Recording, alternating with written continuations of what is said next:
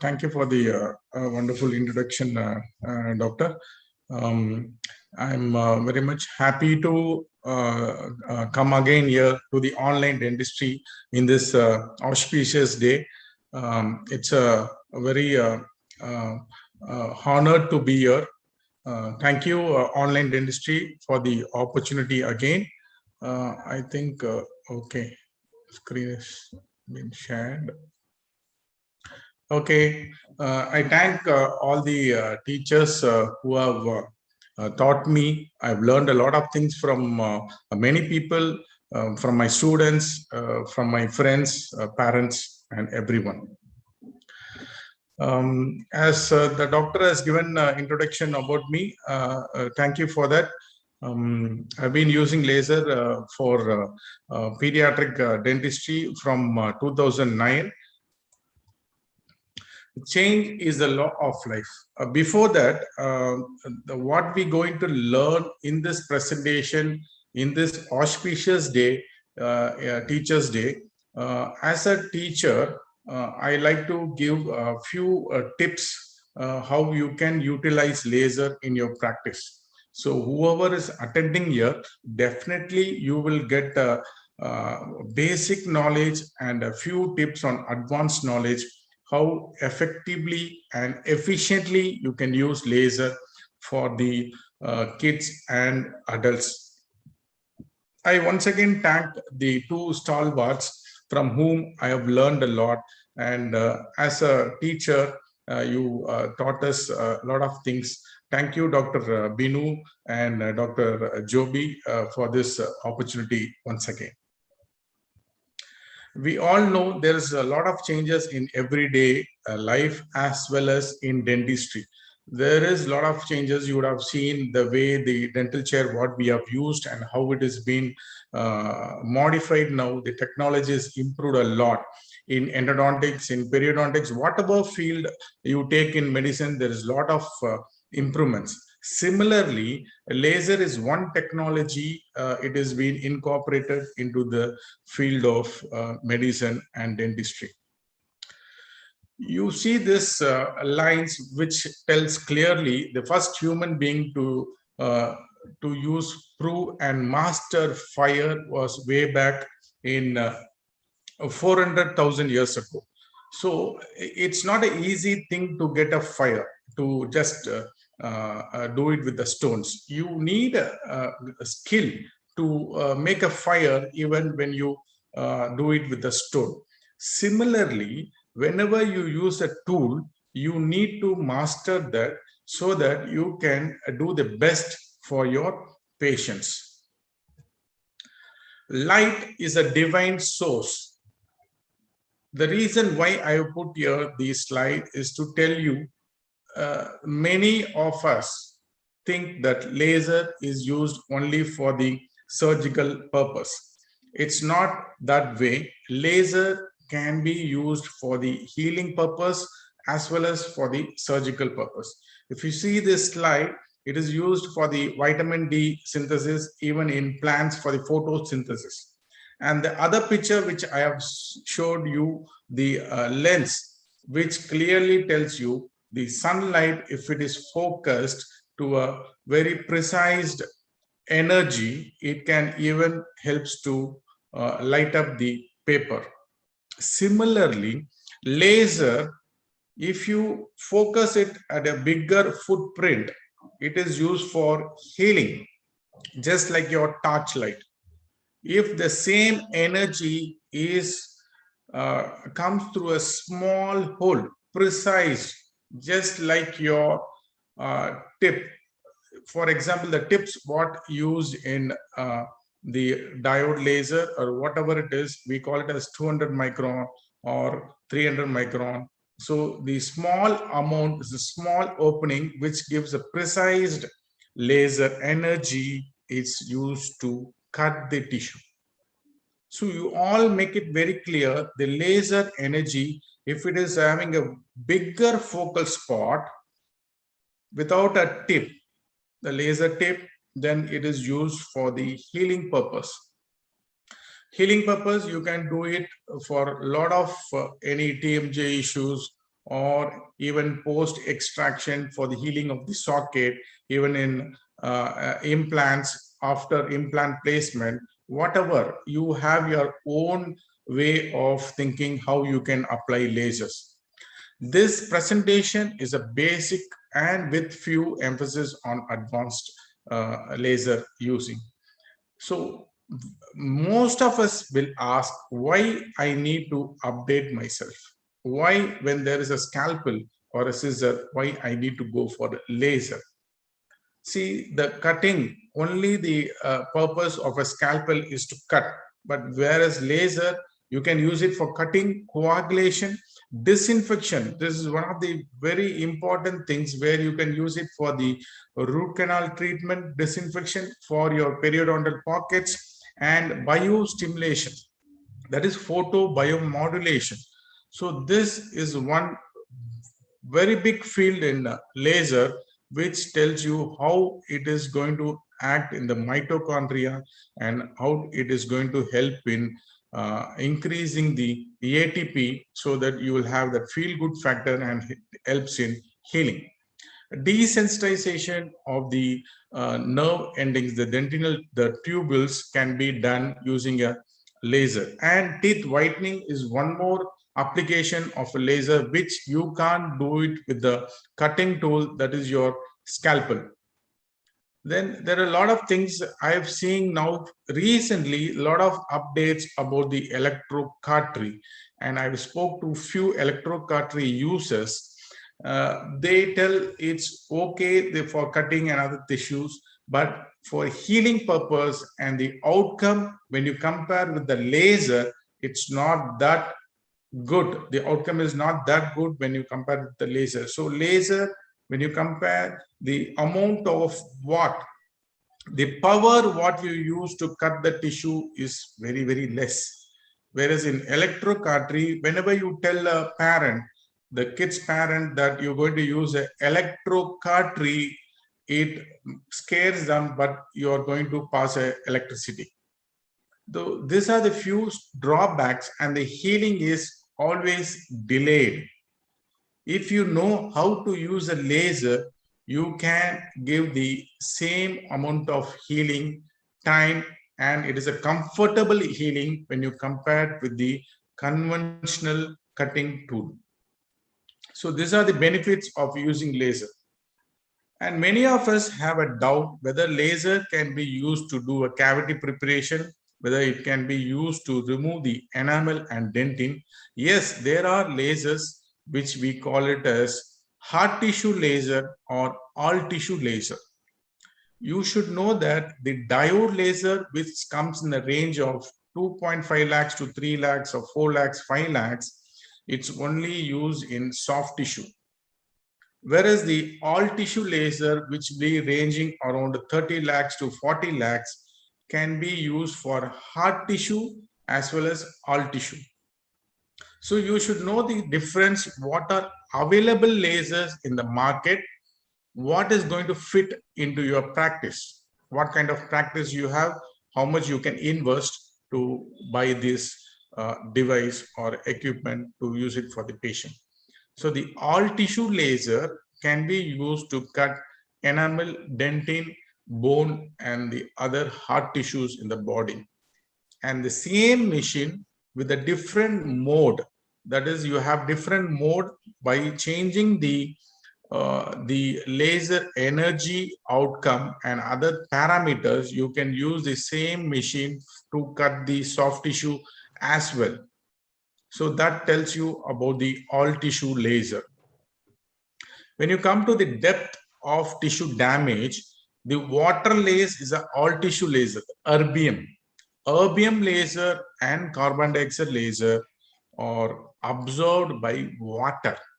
Our body has 80% of the water. So when the laser touches the tissue, it is absorbed superficially. So the depth of penetration of these lasers into the tissue is very, very less. It's very minimal.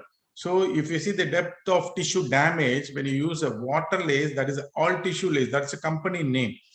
It's only 5 to 10 cell layer depth. Whereas a diode laser, the depth of penetration is 15 to 25 cell layer, and scalpel is 100 to 300. You will not have a control. The minimal invasive dentistry can't be spelled without the use of lasers. It's very much minimally invasive. If you have a loop or you have a microscope, you can see each micrometer or each millimeter of ablation when you use a laser. So that gives the precise work you do with the laser.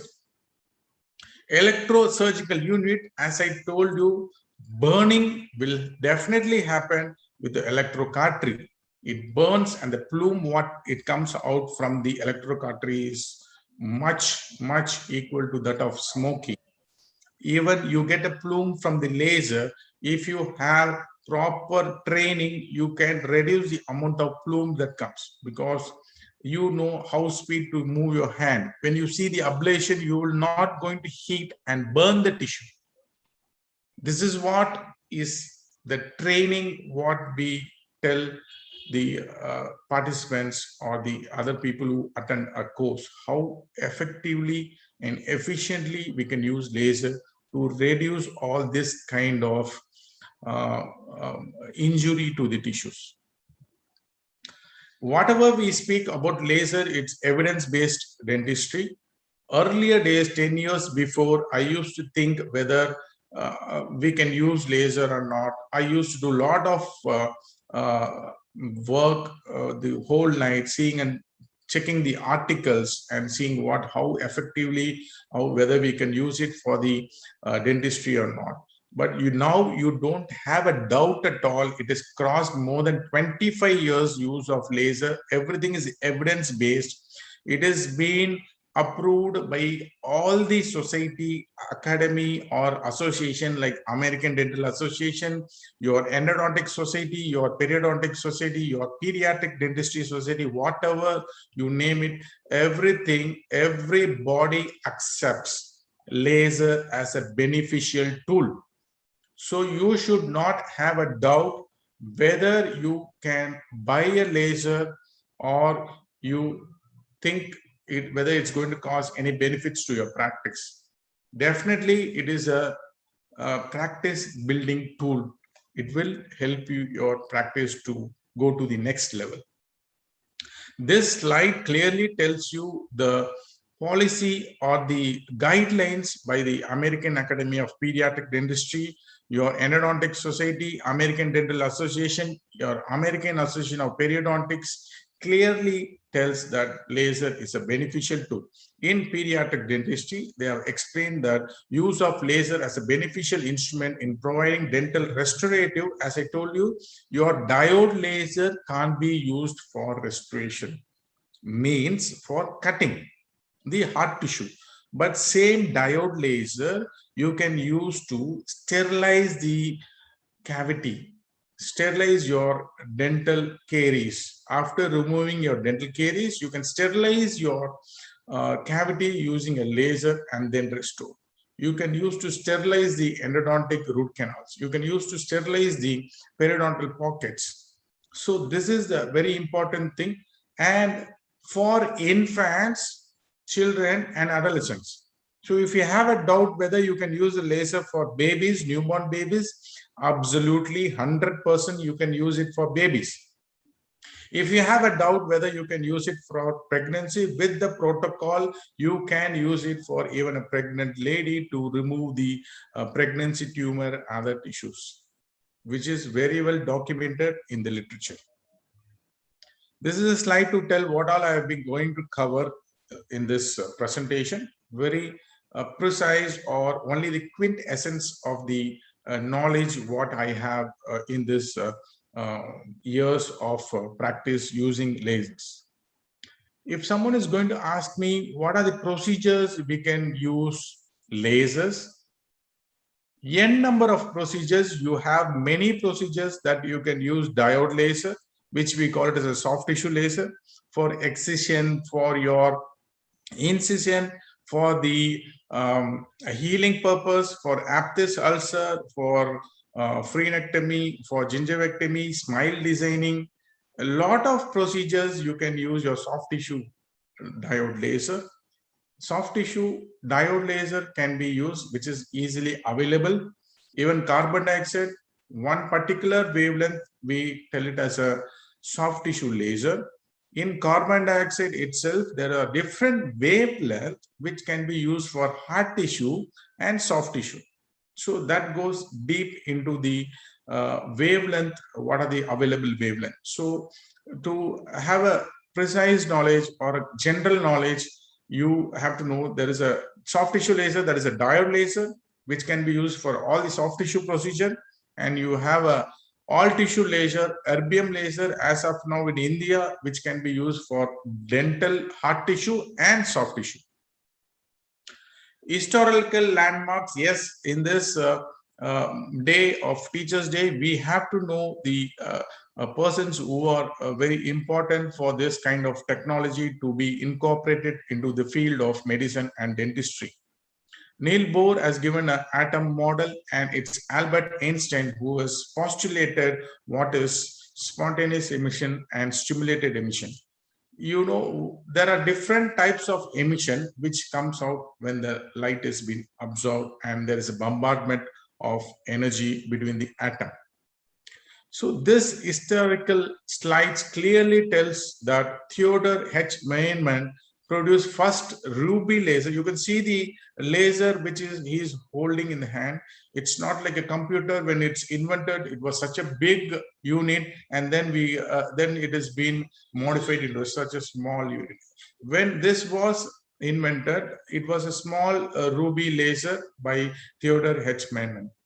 Then it got refined, and there are other lasers which come into action, the argon, the diode laser, and a lot of other lasers. In dentistry, we are more specific about the diode laser and erbium laser, and now carbon dioxide laser, it's being used for the soft tissue and even for the hard tissue. If you see this, in 1996, FDA has cleared erbium YAG, yttrium aluminum garnet laser, and erbium chromium YSGG laser for all tissue procedures.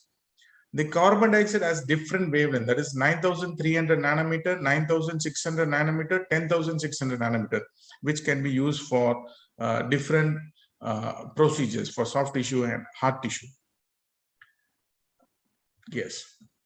And this is a slide to tell the normal, how the wavelength, how the waves propagate, and what is amplitude and velocity. This slide is to tell you that as a humans, we will be able to see only wavelength. See, everything surrounding us is electromagnetic waves. Even the colors, what we see is because of emission of different wavelength, electromagnetic waves. So human eyes can see only wavelength between 400 to 700. Any wavelength below 400, we will not be able to see with our eyes. So it is invisible. Any wavelength above 700, we will not be able to see with our eyes. So this wavelength range, we call it as a visible wavelength range, that is WaveGR. That is what is being clearly said. There are wavelength which is visible to our eyes if it is in the range of 400 to 700. For example, your light tube unit is in a range between 400 to 700. That's why you can see it in the blue color. And different color wavelength can be seen because it is in the range of 400 to 700. Blue laser is in the range of 400 to 500.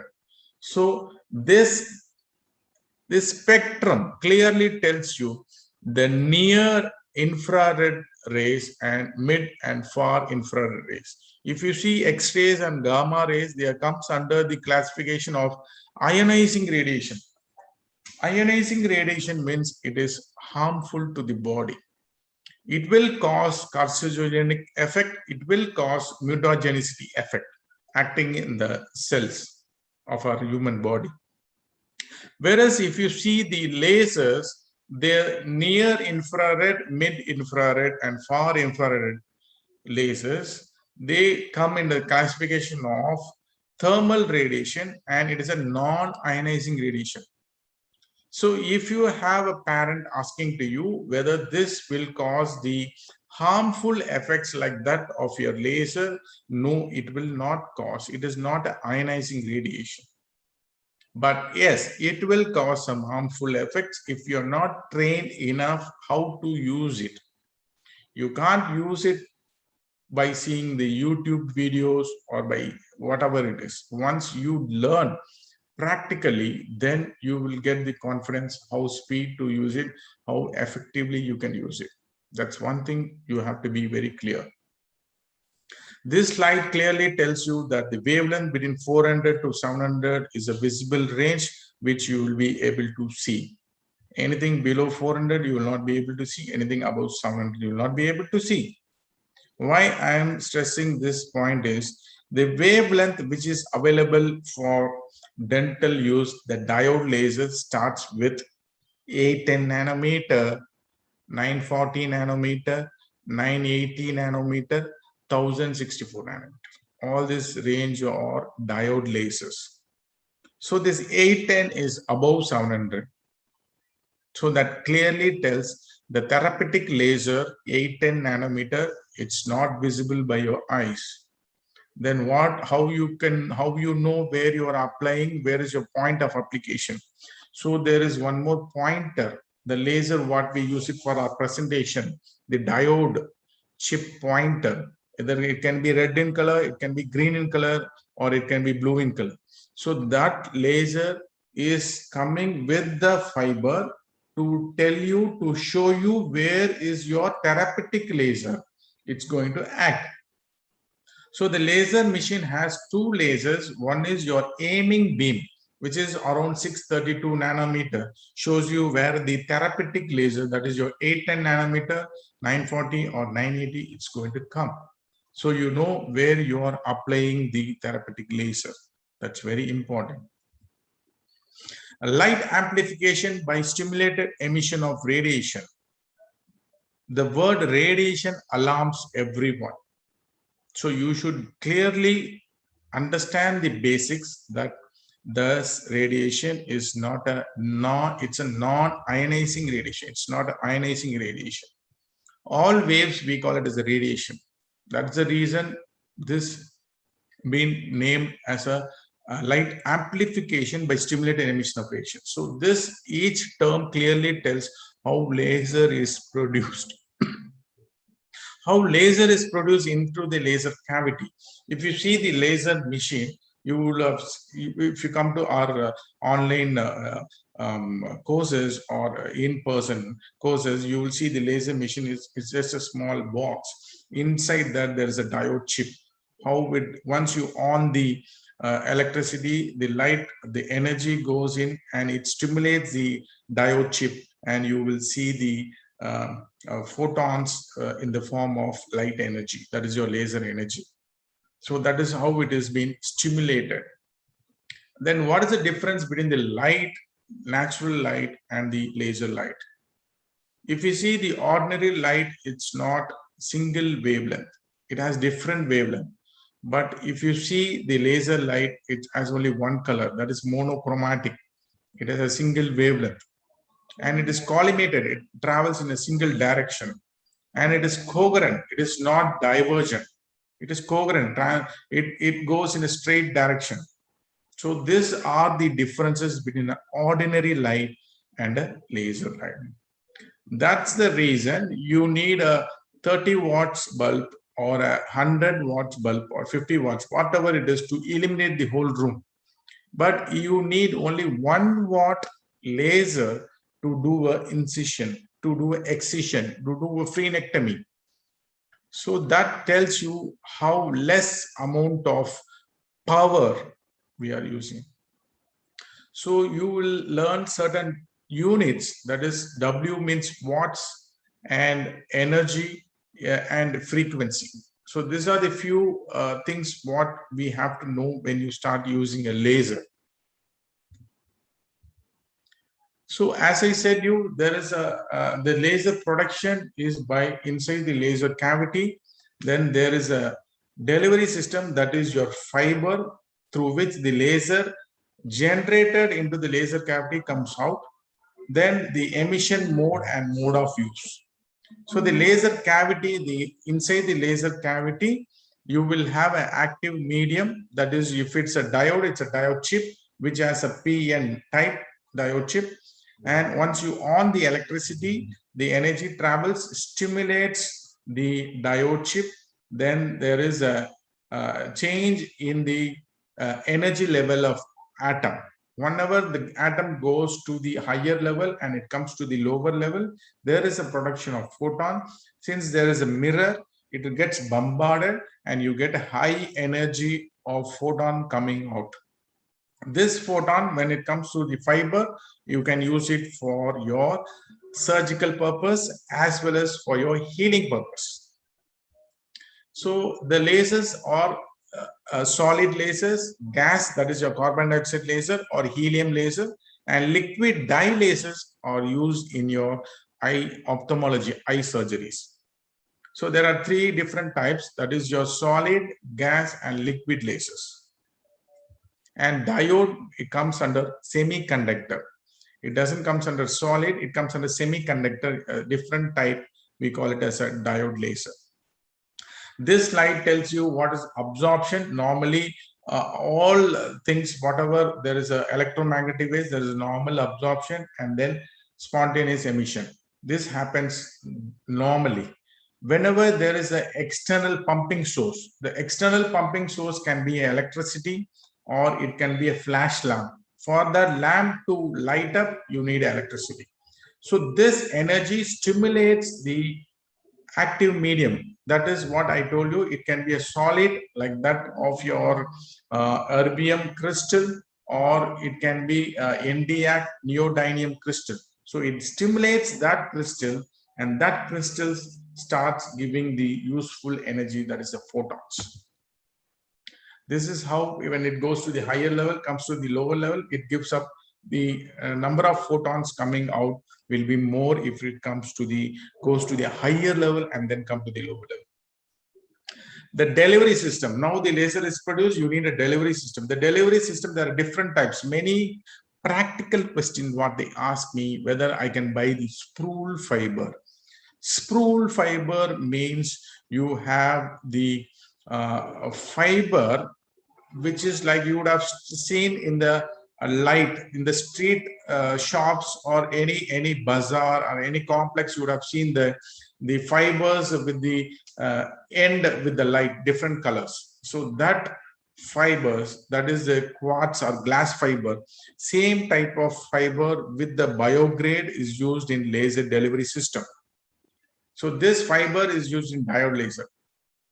They will ask me whether we can buy this spool fiber or a fixed handpiece or fixed fiber. We call it as a fixed fiber, which can be only the tip, the disposable tips can be used.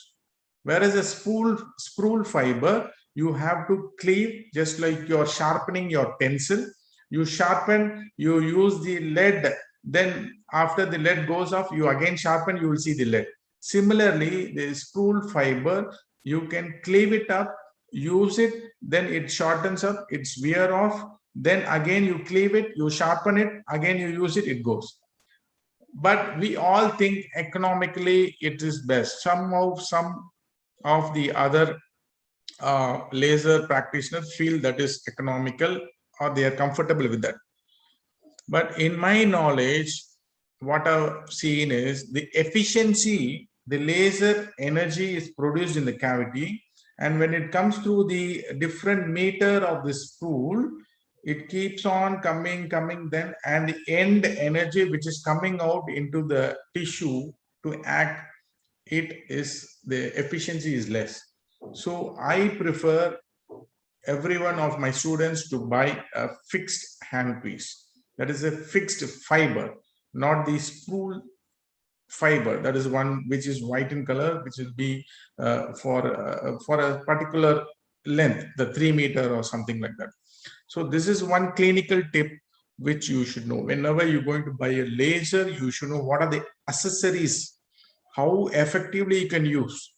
Even now I have few things which I'm not using it all, but once you know the procedure, because I see a lot of pediatric patients, if you know the procedure, what you're going to use, then you can utilize all the accessories provided by the company.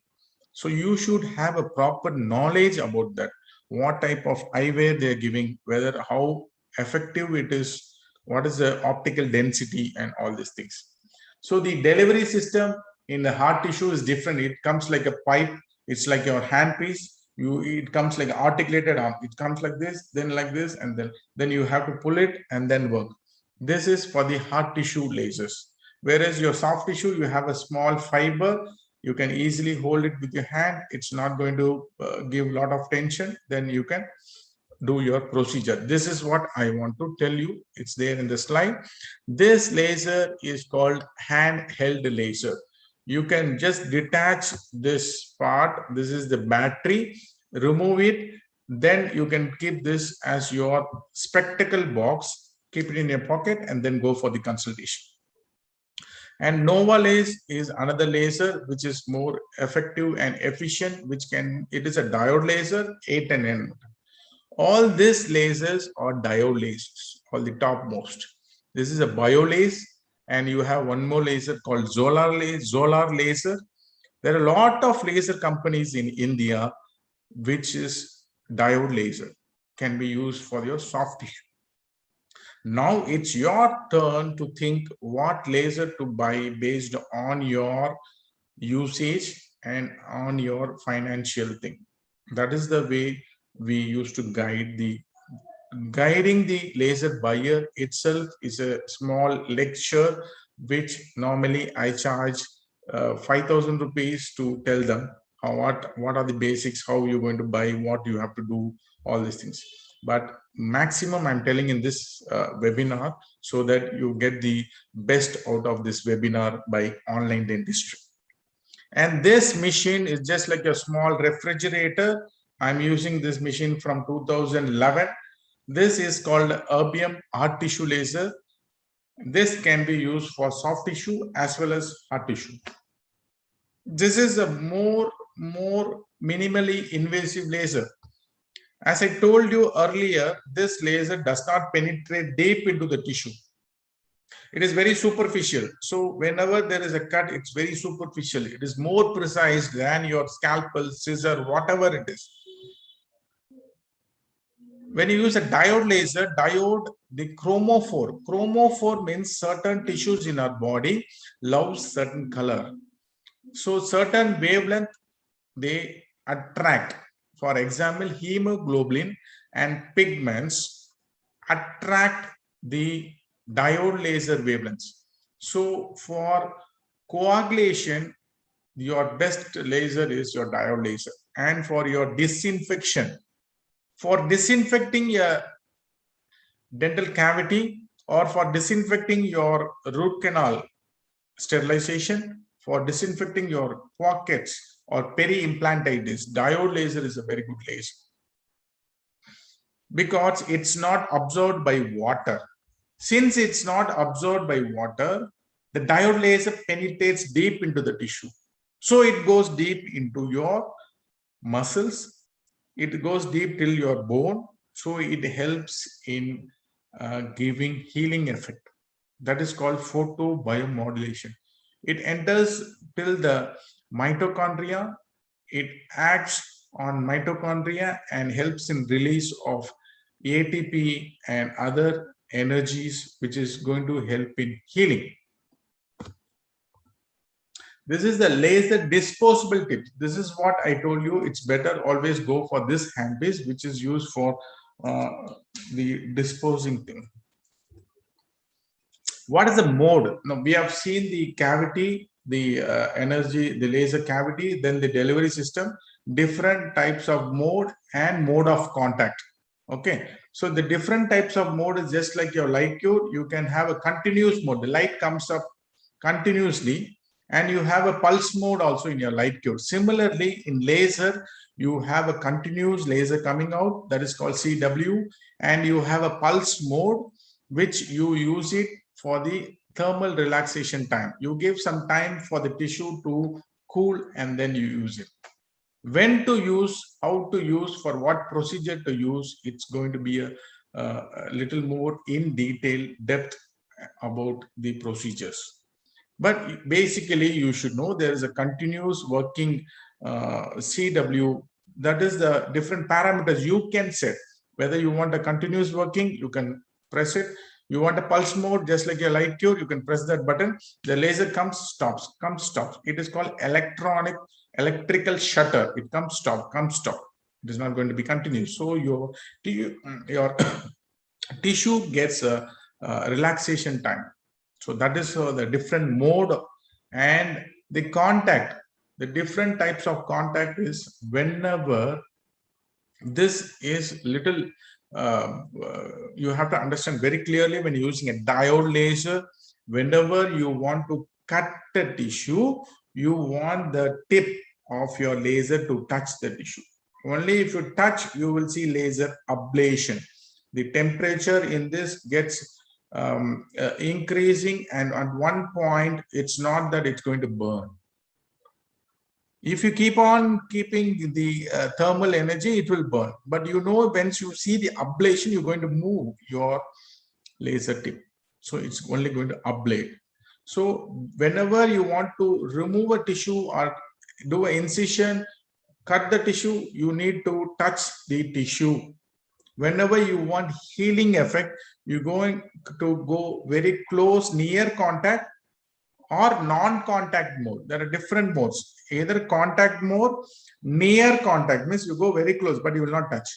Or non-contact, you keep it at a distance so that your focal spot, the energy goes there and it helps in healing.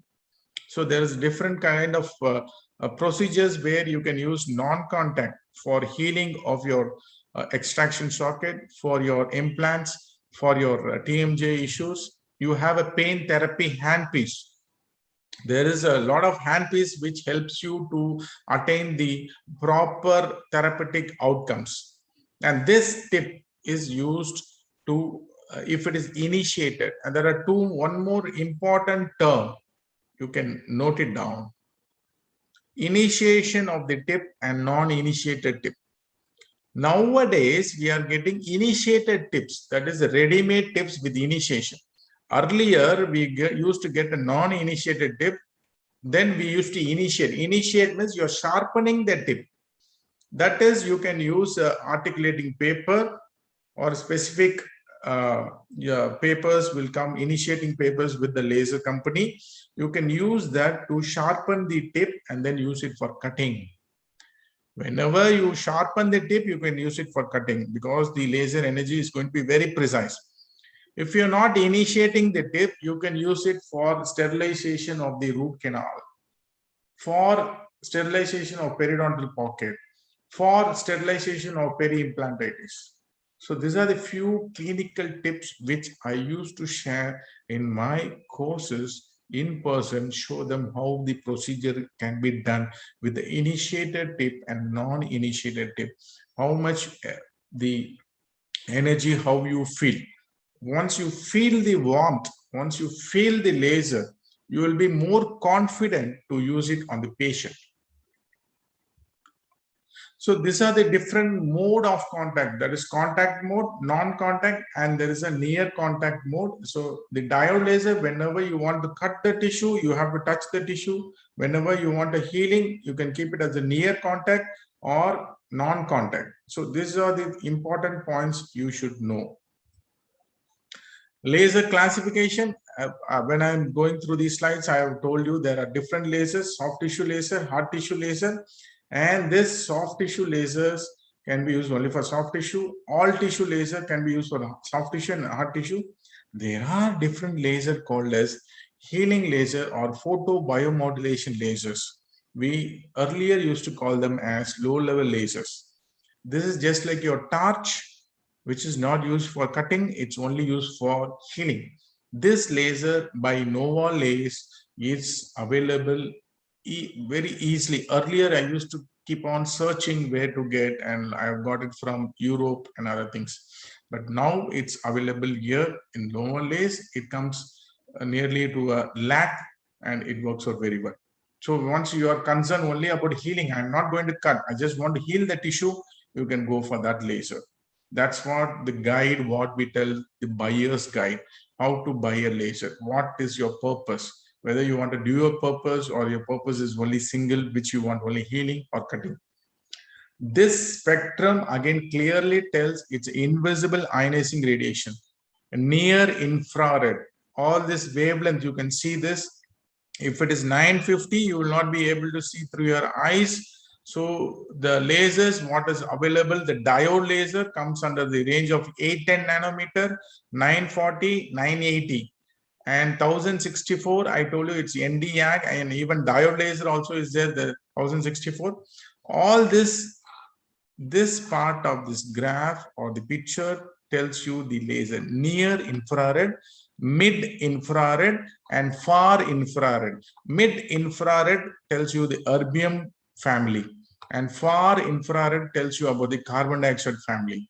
So this is the basics about the laser, which clearly tells what wavelength you need, what you're going to do. As I told you earlier, you should know different terminology. Joule, that is a unit of energy, ability to do work, and the rate of doing work is a watt, the unit of power, and 1 watt is 1 joules per second. This is one important thing you should understand for the calculations. But now all calculations are made very easy. It's incorporated into the machine, and you just select the procedure, you will get the parameters set by itself. Laser can be used in n number of fields in medicine as well as in dentistry. I've seen many of my friends who blame the tool. When I was a post-graduation, I was using a spoon excavator. I told my staff, professor, that I'm not able to excavate this. Then he showed me how to excavate with the same spoon excavator. So I can't tell that spoon excavators are not good.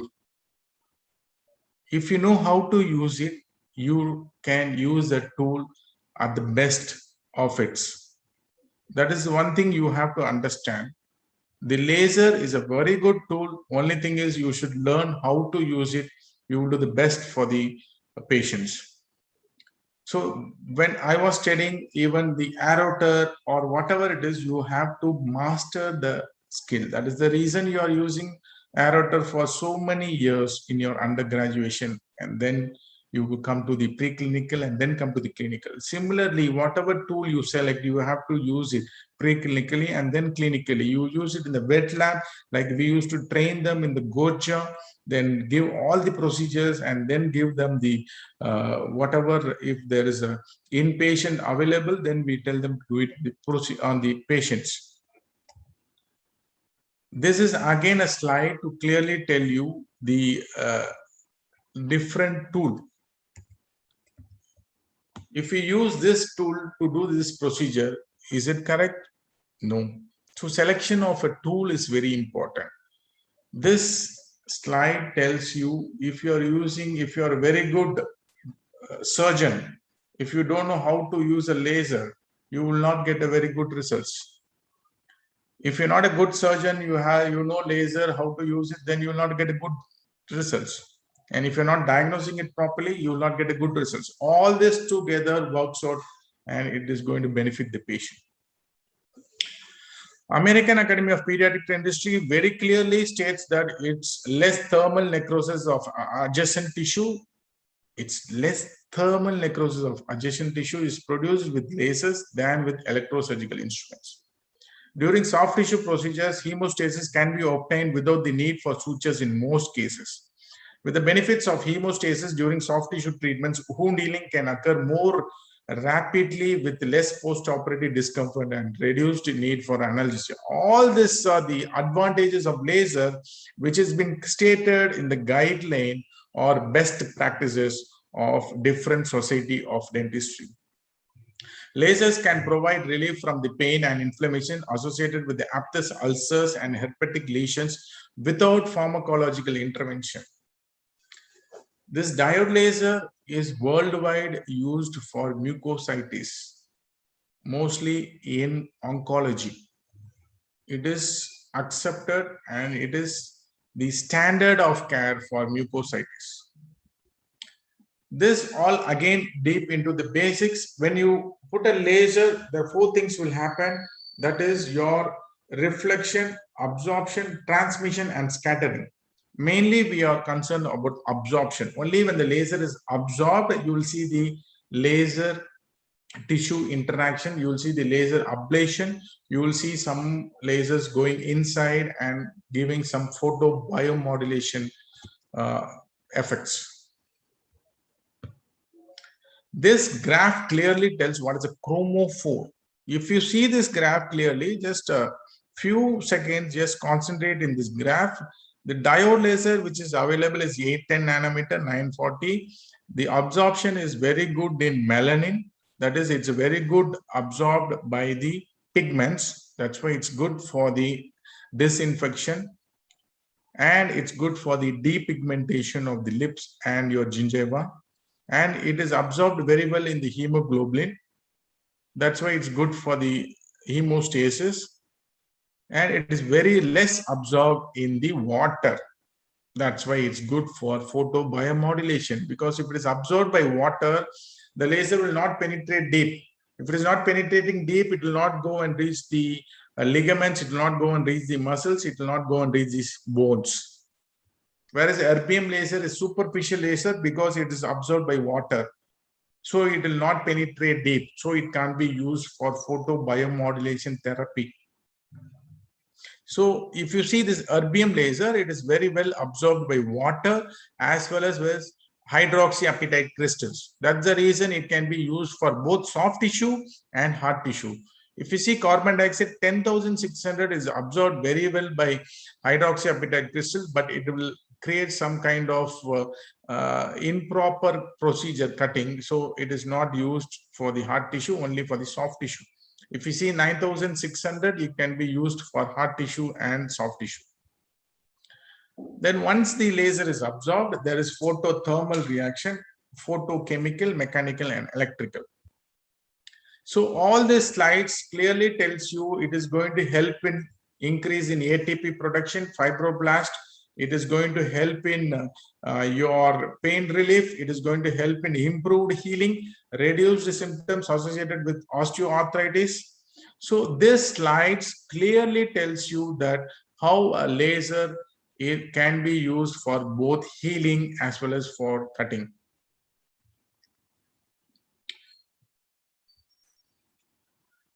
Laser safety is another one important thing which I show you or tell you few slides. Your eyes has a pigment, that is your retina. As I told you, diode laser loves pigments. So this diode laser is very, very harmful for your eyes. If you're not wearing your eyewear, don't use laser. Don't ever think of seeing a diode laser with your eyes without your laser goggles. You will definitely have a problem. You might lose your eye. If you lose one eye, there is only one more eye. So be very careful when you use your laser. If it is an erbium, you will have irritation. You will have soon have a cataract. I am facing now eye problems because I wear an eyewear, but when I give instructions and demonstrations, sometimes I'm working more with lasers. So you should clearly be very specific that you wear your eyewear. I have learned now, after this many years, I have some kind of irritation and some kind of effects in my eye. So you should be very careful. Take my advice. Kindly wear eyewear. Protect the patient. Protect the whoever is there with you, working, your attender and you. These are the classification which tells the laser is very, very hazardous to the eyes. If you are not wearing it, you lose your eye, your retina is affected. Eye protection is there. This optical density is what is written in your eyewear. It's better you get higher optical density so that you have more protection. That is one thing you should know. And as we all know, don't think laser is going to cut through and through like your James Bond laser. It will never happen. Even if you lie down with the laser, your dental laser on close to it, it will, if it is touches only, it will cut. Otherwise, it is not going to cut. It will not happen. That's not the James Bond laser. Plumes, very important in this pandemic. You should understand the importance of plumes. You need a high volume suction. That is a laser safety. It clearly tells you. And this machine, no machine has brain. So kindly use yours. There's a lot of training to do it for the adults as well as for the babies. You should have a lot of trainings, and then only you should attend when you go for the kids and babies. Even for adults, you do a lot of wet lab, you do a lot of dry lab, then you go for and attend for the frenectomy or whatever procedures you want to do. There are a lot of infants frenectomies, like you can remove the tongue tie, you can remove lip tie, and you can do tell show do technique for the breastfeeding issues, for speech issues, and you can do sterilization of the root canals. You can use it for root canals. You can even do a smile designing with the laser. You can use to remove the thickened tissue for eruption of the permanent teeth. This small kind of extraction can be done with the diode laser, just with a small spray. No need to plug it out. Then if you plug it out, then you will see a lot of bleeding. You have to tell the child to bite with the cotton and make it tight so that the bleeding stops. All this can be prevented with your laser. That is what I'm telling you. It's a very good practice building tool. Aphthous ulcer, it works out very well. Mucosal, whatever, fibroma, lipoma. And this is a hard tissue laser. You can use it for any hard tissue procedure as well as your soft tissue procedure. And this mechanism clearly tells that it's acting on the mitochondria, which will give reactive oxygen species, nitric oxide, which is very important. That's the reason, now in this pandemic, COVID-19, there is a laser which clearly been showed, or it's under research to tell it helps in protection of nitric oxide, which is very important during the corona affected patients. That is what the laser affects. That is how the diode laser helps in photobiomodulation. This is another laser which you can use it only for sterilization of the peri-implantitis, root canal, periodontal pocket, and for the caries sterilization. I thank Dr. Binu, Dr. Joby sir for this wonderful opportunity.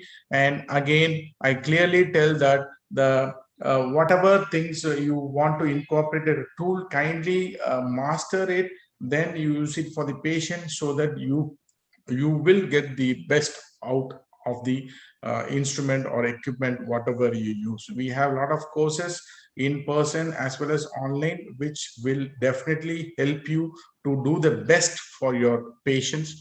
Kindly take my word. I share whatever knowledge I've gained in this 10 years during my courses.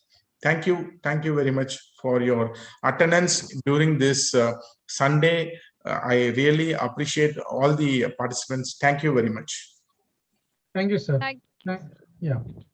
Please. Thank you so much, sir. It was amazing, a very informative session that you conducted, sir. Sir, we'll be taking a few questions now. So I request the participants to put in your questions. Sir, we have a few questions already. What's the cost of the diode laser and which company do you suggest to start with? See, company, I don't advise to go with the company, but see the product and the accessories, what is being given, and the wavelength. So if you want me to tell which wavelength you want to select, I can tell, but not the company specifically to tell this company is better, this is better.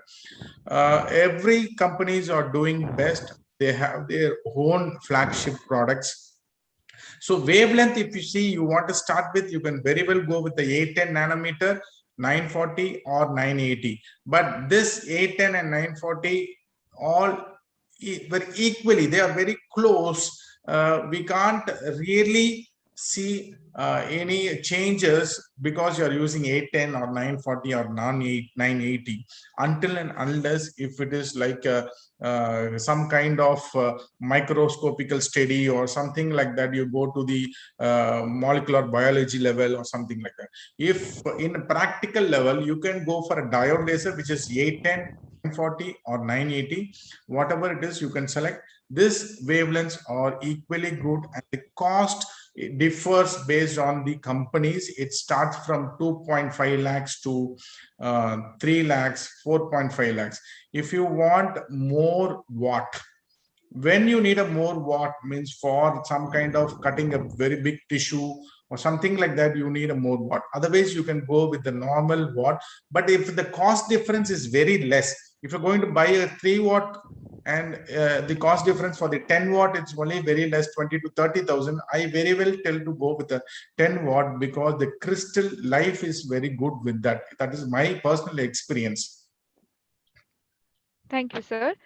So one of our participants wants to know the use of lasers in oral surgery, sir. Yes, in oral surgery, you can use it for your incision, for your excision, biopsy, lipoma, fibroma, gingivectomy, depigmentation, all these surgical procedures you can use it. But personally, I've seen a lot of surgeons, they are very comfortable with the electrocautery in the theater, that is general anesthesia, because it cuts up very fast, and they are like they just want to cut it up. That is the way they practice. But for doing in clinically, you can prefer a laser even in general anesthesia. I work with the laser in general anesthesia. The outcome, the patient's comfort, that is what I showed you in American Academy of Pediatric Dentistry, the guidelines, which clearly tells the outcome is really promising until and unless you learn it properly. I've seen friends, a lot of friends are using laser by just attending something. See, you need training. Okay, once you want to use a laser for yourself, you need that kind of training. You can't just try and tell it's not working, it's burning. I get calls from my friends telling, Macha, I bought it, it's not working. Then I ask him what you did. I just on the machine, then I kept it at 2 watt and then just tried to cut, it's not cutting. Did you initiate the tip? No, I didn't initiate the tip. So these are the small things they do, and they blame the tool is not working. It is burning the tissue. Once you burn the tissue means you keeping the tool for a long time. That's what I have put a slide. Even if you don't know how to cook, you're going to burn it and you're going to spoil the taste of the food. That is what will happen if you don't know how to use the tool. Thank you, sir. One more question is, usually an abscess ulcer heals within 7 days. And if we use laser, what will be the healing time? 7 days.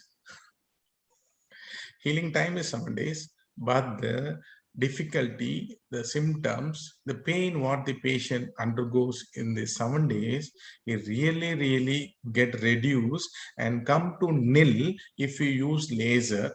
The day the patient comes, when the patient goes out of your practice, will go happily. They will not have any discomfort. They will have food. There is no increased salivation. That is the thing what laser gives.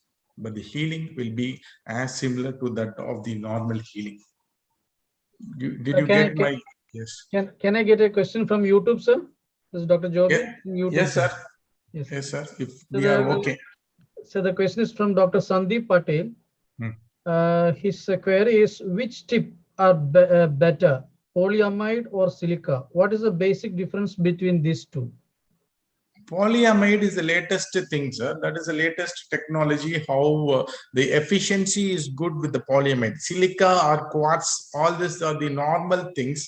Initially they started with this kind of products. Now they have made upgraded to polyamide, which clearly tells the efficiency is more.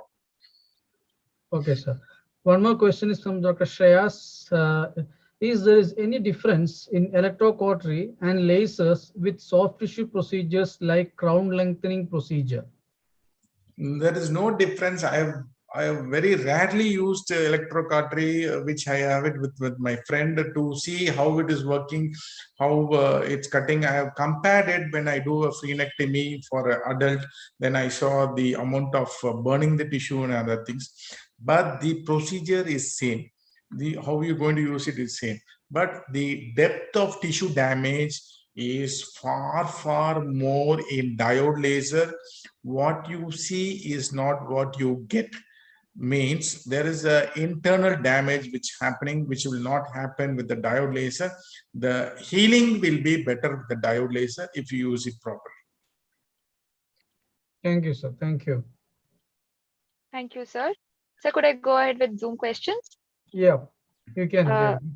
Yes, sir. So, sir, some of the participants are asking that which procedure time takes more, the scalpel or the laser? If you like, this is what the things started when initial days. My friends used to call me and tell me, Machan, what you use laser for such a long time to do a freenectomy? Initially, you might take a little more time, but the benefits of not seeing a blood, the benefits of healing will be very much advantageous when you use it.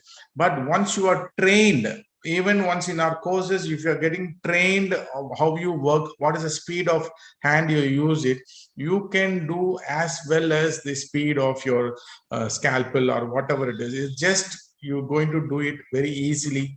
You will be more precise because there is no bleeding and you can see what you're working on with your loops or with your microscope. So the speed depends on the training.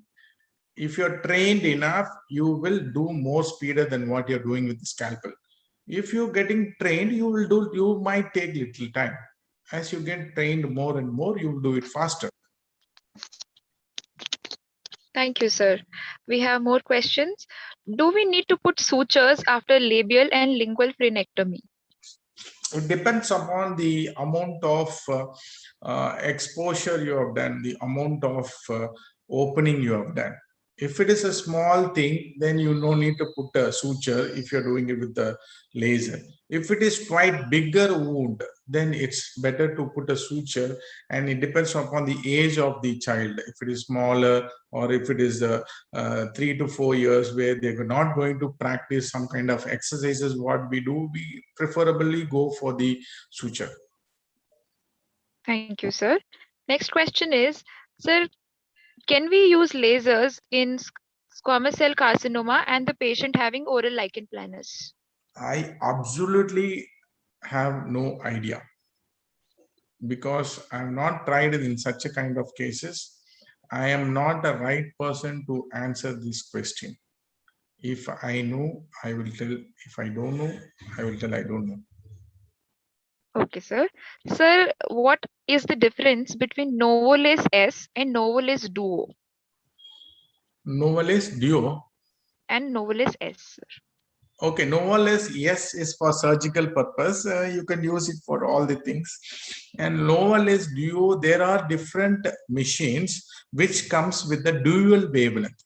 For example, there is a red wavelength, which is 635 nanometer or something, which is more effective in healing when you compare with the 810 nanometer. So their machine contains two wavelengths. One is 455 or 635 nanometer and 810 nanometer, or only 810 nanometer. So that is a different type of wavelength inside that machine. Okay, sir. Thank you, sir. What are the post-operative and pre-operative precautions and instructions in laser procedure? Normally, earlier we used to tell pre-operative, nothing, just normal instructions, tell them to get prepared for the procedure that we're going to use a light scalpel kind of thing. You will have, you have to wear your eyewear and other things, you can explain them. And post-operatively, we don't give any analgesic or anything until and unless they need it. Otherwise, we just tell them to leave it off just like that. Nothing particularly, it's based on the procedure. If it is a very bigger opening, or if we feel the patient is not going to tolerate that pain, and then we'll tell to take an analgesic. Otherwise, it's a normal thing, or we tell to apply some vitamin E or coconut oil for the healing purpose. Means already you give a photobiomodulation, then it's fine. Otherwise, you can just tell them to take a application of vitamin E or something which is going to help in healing. And we tell normally to take vitamin C, whatever it is. Thank you, sir. Next question is, sir, how to use diode laser in case of OSMF, and does it help in mouth opening? What is the prognosis with respect to reoccurrence in OSMF cases? This one, no, actually, when this knowledge, what I can share is not big from my practice personally, but from my learnings and other things. What my friends are doing is there are two school of thoughts which they use diode laser to cut the fibers, and one more school of thought which they use diode laser only for the healing. Both this clearly tells you can use diode laser for cutting and as well as for healing, and the difference and recurrence is much less when compared to the commercial procedures, conventional procedures. Normally we do like you use your scalpel or your scissors, whatever it is. So you can see a lot of differences by healing and your recurrence of the fibers. Thank you, sir. We have one last question, sir. Which soft tissue laser can be used in root canal disinfection and other periodontal procedures? Soft tissue laser, you can use a diode laser. You can use a diode laser, 810 nanometer, 940 or 980, all does the work to sterilize in the root canal as well as in periodontal pockets. But one thing you should know practically, whether to initiate or not initiate, all these things you have to get trained enough to do that. Thank you, sir. We have a few more questions. Do we need to put buccal fat pad, sir? Buccal fat pad for the surgical, this is a periodontology. Yes, sir. I don't have any idea about that. Okay, sir. One more thing is, sir, what type of lens you commonly prefer? What type of? Lens. Lens. Yes, sir. Lens or eyewear? I am not really getting this question. As I told you, eyewear, you can use the OD 4 or 5. And lens for what, loops or what? I'm not getting that. So maybe the protective eyewear they're asking about. That one, I think you have to get the CE certified eyewear. Don't go with the China or whatever it is. Don't go with the low quality things. Okay, sir. So thank you so much. It was amazing and a fantastic session. Very informative for all the general practitioners. Thank you to all the participants who joined in. We shall see you in the next webinar on next Sunday. Till then, have a great day. Good night.